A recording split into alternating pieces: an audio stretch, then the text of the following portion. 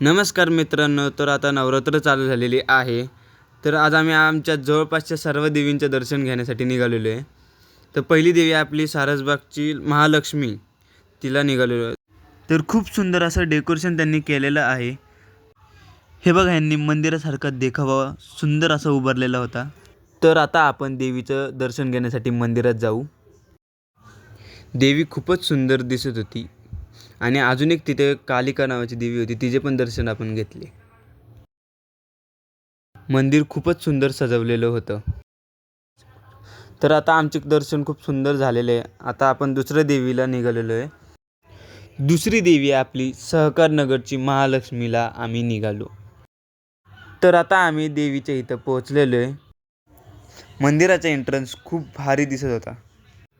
आता आम्ही देवीच्या दर्शनासाठी मंदिरात चाललो आहे. मंदिरात पोहोचल्याच महादेवाचं शिवलिंगाचं दर्शन झालं. मंदिरातलं डेकोरेशन पण मला खूप आवडलं. आता आमच्या देवीचं दर्शन झालेलं आहे. तर आता आम्ही तिसऱ्या देवीला निघालेलो आहे. तिसरी देवी आपली तळजाईची आहे, तिला चाललो आहे आम्ही. मित्रांनो, तर आता आम्ही मंदिरात पोहोचलेलो आहे. तर आपण पहिल्या देवीचं दर्शन करून घेऊ.